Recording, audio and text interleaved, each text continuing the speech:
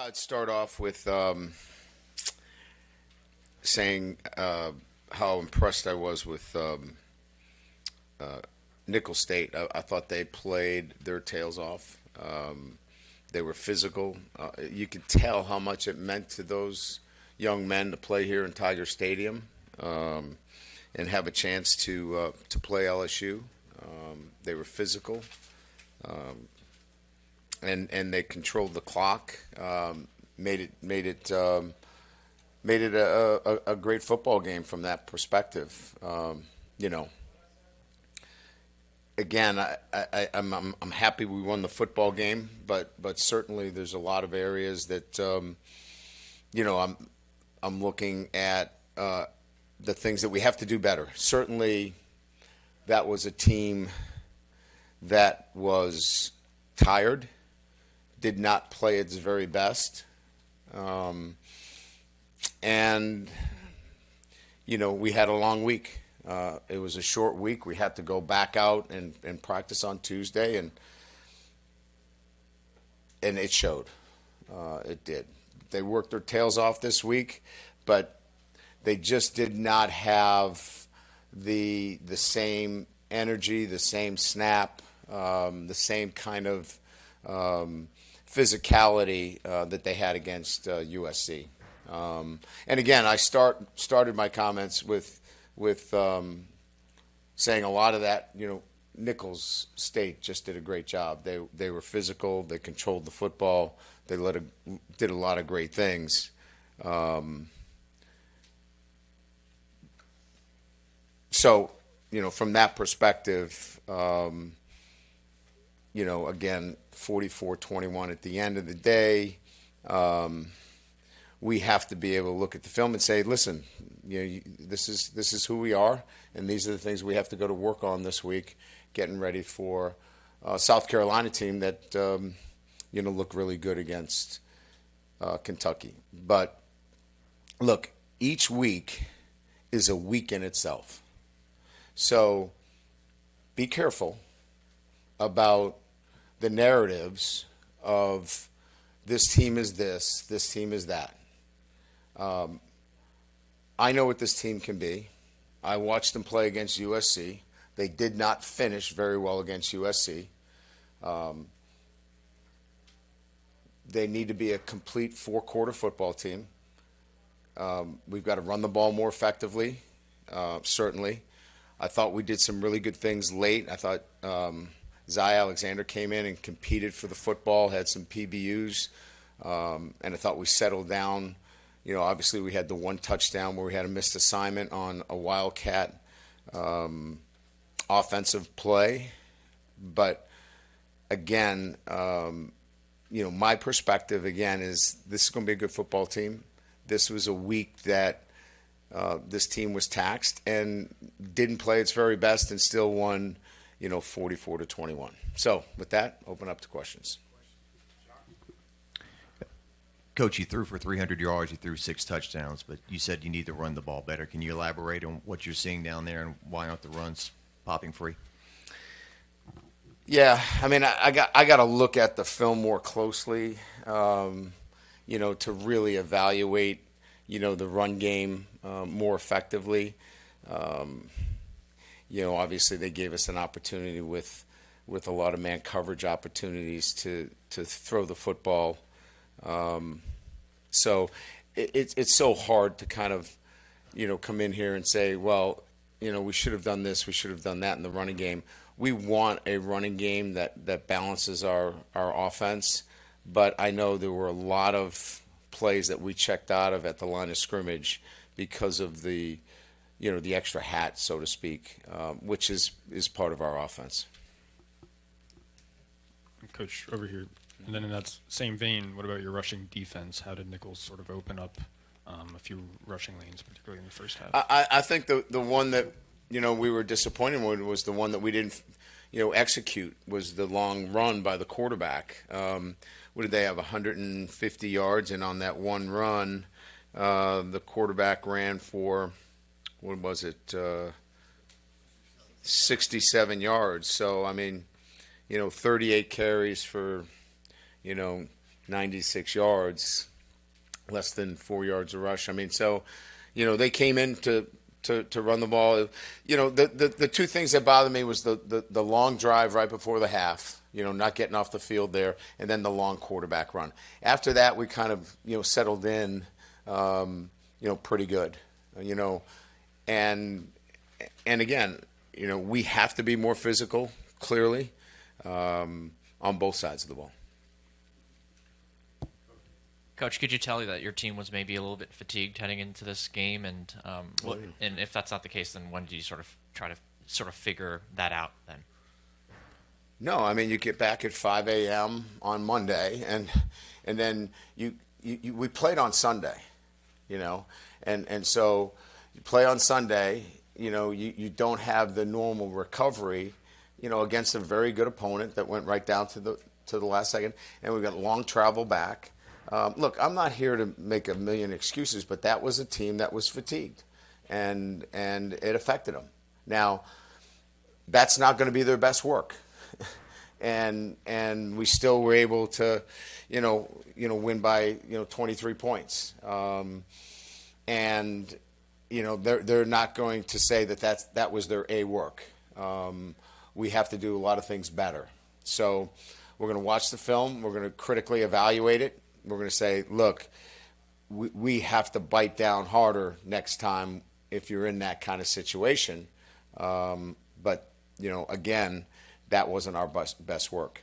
And with Jacoby and Guillory, how's his ankle? I didn't get a report yet. We'll get a little bit more. I'm sure they're going to have some imaging and make sure that they get all of the information before we make any, decisions on what it exactly was. Yeah, Brian, can you talk about the boost Xavier Thomas gave you in the return game? Seemed to really pick you all up a lot. No doubt, and I think his presence back there obviously allows us better field position. We struggled a lot last couple of years with the punt return game. He's been able to get us great field position. He obviously is a weapon for us, and again, I think that's what we were looking for when we went into the portal. Somebody that could do that. Obviously, he got that one opportunity. Maybe he got a little too aggressive in terms of taking that out of the end zone. He's probably a little too deep. But yeah, he's been an important part of our special teams. And you talk about the narrative and being careful with it. How do you gauge what your team is capable of when they seem to be a little bit all over the place? Well, I think you have to look at the bits and pieces of it, right? I mean, putting a consistent performance together is what we're looking for, and we haven't done that yet. But it's early in the season, and look, you got to go on the road against a South Carolina team that's going to have a lot of momentum, coming off a great win against Kentucky. So, the clock's ticking, right? You got to be able to put these things together now for 4 quarters. We had some nice momentum there offensively, but we've got to get balanced running the ball. And then defensively, I thought we got some really good series in the second half. After we cut the quarterback loose on the long run, they really never threatened again. So it's again, it's kind of what I talked about last week. We never really complimented our defense at any time. When they started to play well, we went 3 and out 3 times in a row and actually went backwards. So we've got to get to complimentary football, and we've got to be, more physical on both lines. And if that doesn't happen soon, then we will be talking about things that we don't want to talk about. Coach, just knowing Bo Davis, can't imagine he was very happy with the 65-yard rushing touchdown or just the way that, you defended the run today. I'm just wondering, can you kind of describe what he said to the team, what his message was, what specifically he wants them to work on? Yeah, I mean, his guys played pretty good inside. Our safeties fits are part of the run. Our linebacker fits are part of the run. Our corners, they're all responsible. again, and that's the whole thing, right? Everybody assumes that it's the defensive tackles. There were 2 times that we had a stunt on for our defensive end, and he didn't squeeze it. So it's 11 guys doing their job on the defensive side of the ball, and that's kind of what we have to look at, right? Is getting the job done consistently, and we got a lot better at it later in the third and fourth quarter, but then we have some mental errors, so we've got to clean those things up. Coach, what did you make of the younger group that you sent out on defense tonight, specifically with Spears and Jackson? And going forward, I guess, did those guys show you something that you can, run away with a positive into next week? I got to watch the film. I mean, like I said, the only guy that really jumps out at me, I know I was pleased with Whit Weeks, his active role. And Zay Alexander, those guys jumped out at me. And again, I got to watch the film to give you a really good answer to that. But those are the 2 guys that jumped out to me, and I'm sure probably you guys too. What did you see from Garrett, especially after he went down and came back and battled? Yeah, I mean, Garrett he's a really effective and efficient thrower of the football, and we saw tonight that when he gets the opportunity, he can run the football for us. He had a couple of opportunities when they were in drop 8s. They were in drop 8 a couple times. They played some 2-man, and he used his legs. He's very athletic. He can certainly do that. Garrett Nussmeier is nowhere near any of the issues that we have. I mean, we got to run the football, and he's not the running back. He's not the offensive line. And again, I think that's, if there's any things that we need to kind of, settle, is we got to really look closely at what we're doing in the run game. And the players are good enough. We got to coach better. And that is on me. Defensively, we are who we are. I mean, there's nobody else on I can't, we're not benching anybody. I mean, the guys we got are the guys we got. I mean, we played without our best defensive tackle the whole game. So the guys we have in there, we got to keep coaching them. We got to get them better. And they're going to have to play next week against South Carolina just better than they played this week. We got time for 2 more. Bryce.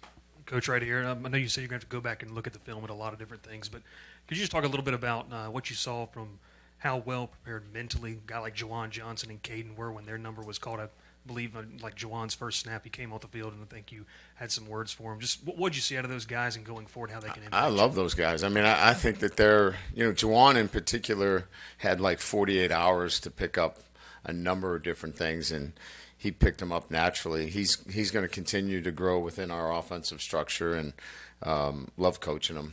He's just wide-eyed, has a great sense of the game, and he'll pick things up quickly. Caden is a guy that we have a lot of faith in. His speed is electric, and he's going to continue to get better. But he's a true freshman, and he's competing with some other guys as well. I thought we saw Caleb run with better vision tonight. So there's a lot of young players in there getting some work, and I think they're improving. Coach, so Juwan, you just talked about him and his moving to offense. What were just some of the qualities, knowing that he was a quarterback also at LCA, and what were some of the thoughts that you've seen from him in practice that, as a staff, that made y'all want him to move that position to running back? Well, I think first of all, he was going to play on all of our special teams, and so it was important that we got him involved on one side or the other, whether it was defense or offense. And with the way we're playing our defensive structure, he wasn't going to get a lot of playing time there. So we knew on offense there were enough roles that we could get him involved. And so he's going to play with some running back, some slot receiver. He can do a lot of different things, and we can craft an offensive structure around him. And what we found out is he picks things up really well. So it was a decision that we were going to play him as a freshman. He was already involved in a lot of special teams, and he was able to pick things up really quickly. All right, thank you. All right, shout out to the fam. Appreciate y'all being in this episode of Tough Tiger Talk recap stream. Big ups to the fam. As you can see, Tigers get the victory, man, but it was a little nip and tuck there, fam. Big ups to y'all, man. Please feel free to hit the like button on the Tough Tiger Talk post-game recaps show. I am Big Q. Man, listen, LSU gets their first victory of the 2024 season. They get it against Nicholls. Nicholls falls to 0-2. The Tigers have South Carolina up next. It'll be a lot tougher performance, but still in all, you have to beat who's in front of you to beat, and LSU did do that. What a performance, man, by Garrett Nussmeier in this one. Much better performance. 6 touchdown performance for Nuss in this one, man. In some answers and some questions, I did like how he responded in this game. LSU's defense did give up. And look, Nicholls is a pretty good little team from where they come from. No match, obviously, for a SEC club. But, man, that running back for Nicholls, man, that guy was really carrying the ball for them, man. He kept them in the game early on in the first half before LSU's offense kind of stepped on them. Their quarterback couldn't help them keep pace. And ultimately, they go down in the game. So big ups to you guys. Appreciate y'all being in the stream. Please feel free to hit the like button. Big ups to all the fam, man. Listen, we get our first win, right? That's something to be happy for. All right, going over the team statistics, man. In this one, LSU 24-16 on the first down. They were 4 of 9 on third down this time around. Nicholls was 6 of 13, 1 of 3 from fourth down. LSU is 1 for 1. Total yards 378 by LSU versus 295 by Nicholls. 314 through the air, 145 by Nicholls. Rushing yardage, LSU not much on the ground in this game. All of it through the air for LSU. Only 64 rushing yards on 21 carries. That was 3 yards per rush for LSU against a Nicholls club that really stifled that out. But LSU was more on the mindset of attacking the team. And of course, we know we were dealing with a bevy of issues at the running back positions.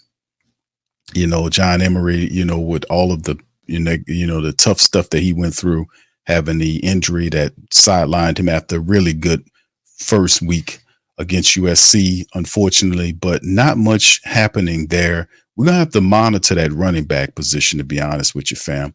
We're going to have to keep an eye on our running backs, man, because somebody's going to have to step forward. We know we have Williams. We know we have a couple other backs there, but we really need to monitor what's going on with our running back situation. And in terms of Nicholls, they put up $150 running the ball against LSU, 38 rushing attempts, 4 yards per carry against the LSU defense. We're still not there. Last week, we allowed 300 plus, what was it, 370 something, y'all, whatever the case was against USC through the secondary, but held down the guys from running the ball, USC from rushing the ball.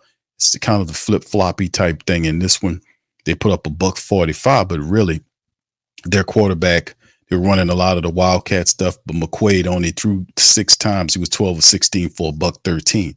Not much happening from their side of things. Their focus was on Guggenheim to run the ball and do what he does. They ran everything through him in this matchup, and you can see, but it's a bit concerning to me for LSU against Nicholls, and no disrespect to Nicholls, but allowing them to put up 150 yards tonight running the ball. That's something that we're going to have to clean up going forward against a lot tougher competition. 8 penalties for 80 yards by Nicholls versus 7 for 37 by LSU. The turnover by Nicholls as well.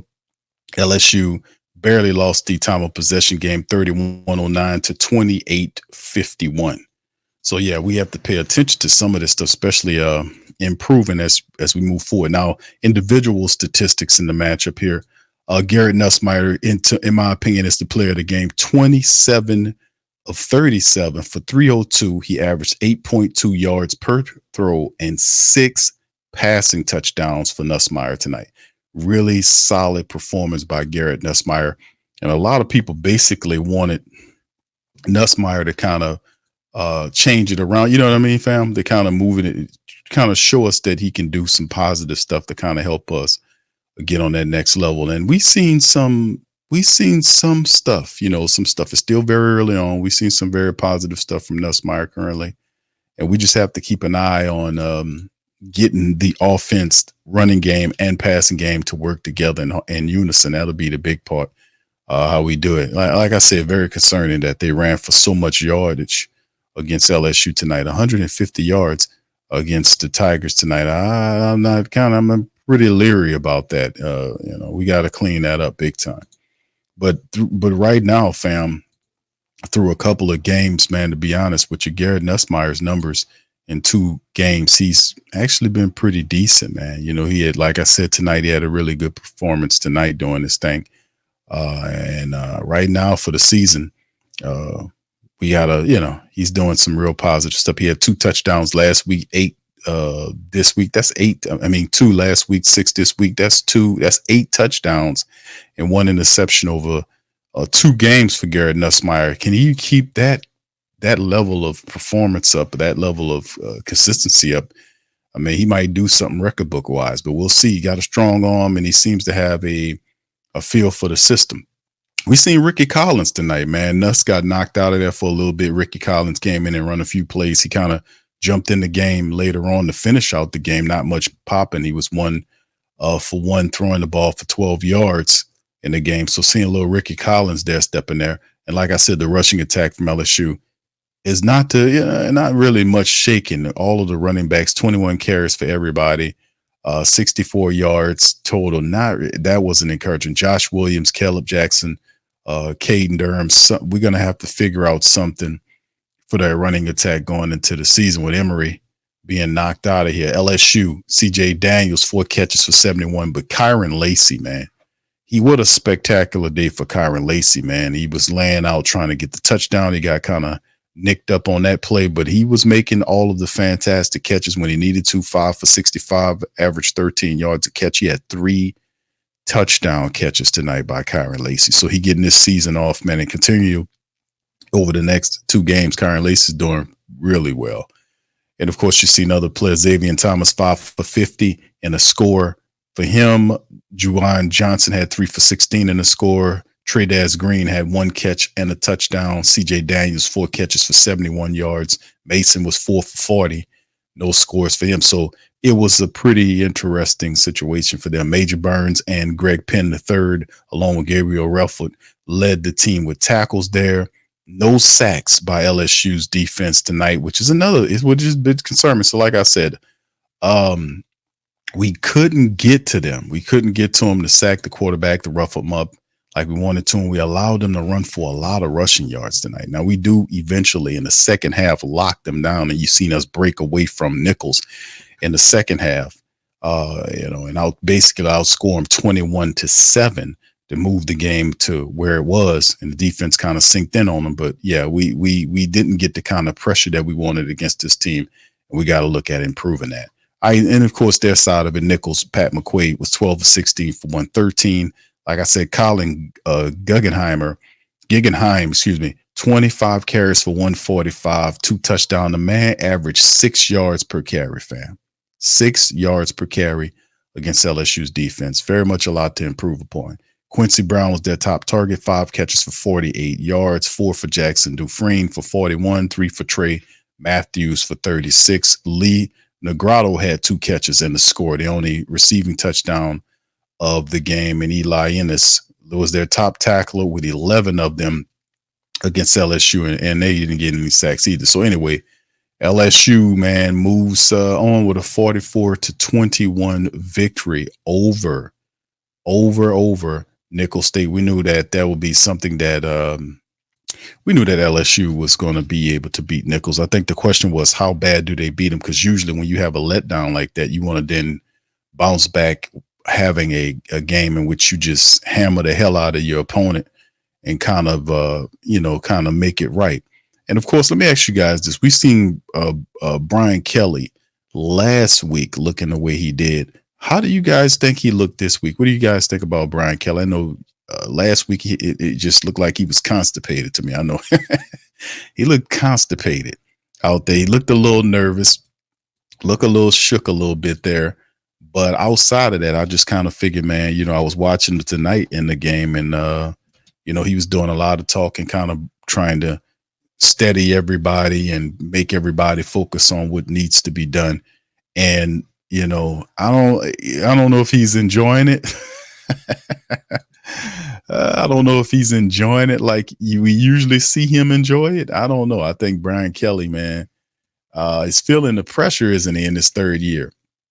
The crazy part about it is I don't want to, cast aspersions on the team, but my opinion is I just don't see this LSU team as a national champion team this year. A lot of things will have to crystallize over the next several weeks. And there's time where, they can, seize the day, but they have a pretty difficult schedule moving forward. They do have the talent. If Nussmeier can keep playing like this, the LSU, and they need to give Nuss some running attack to balance that offense.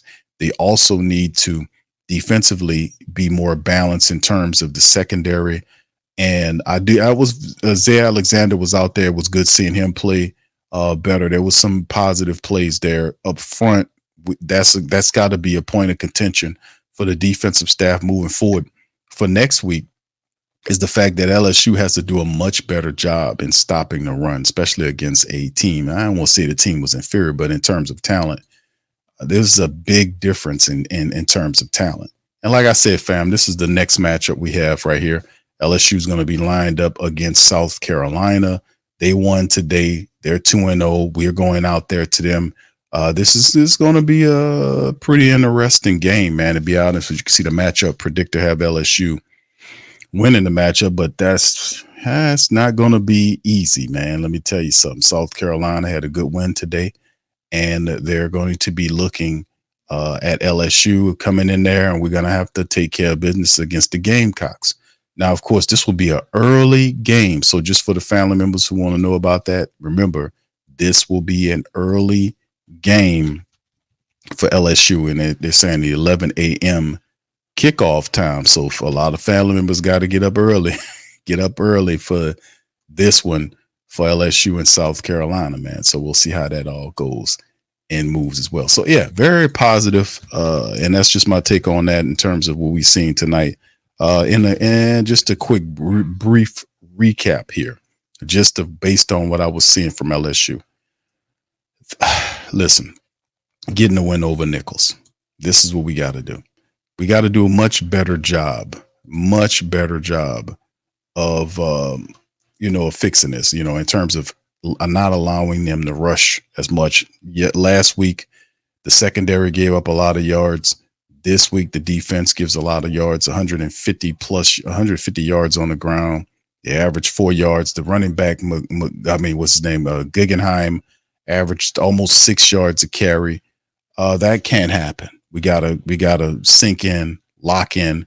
We got to do a much better job going forward against South Carolina. That's a way more difficult opponent.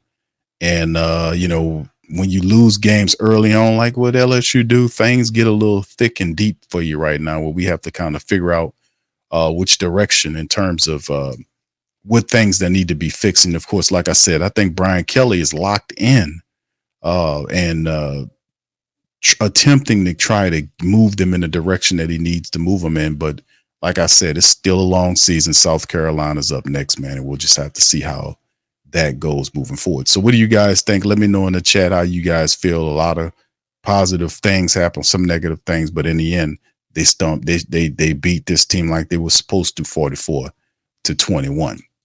You got, so yeah. So it is what it is.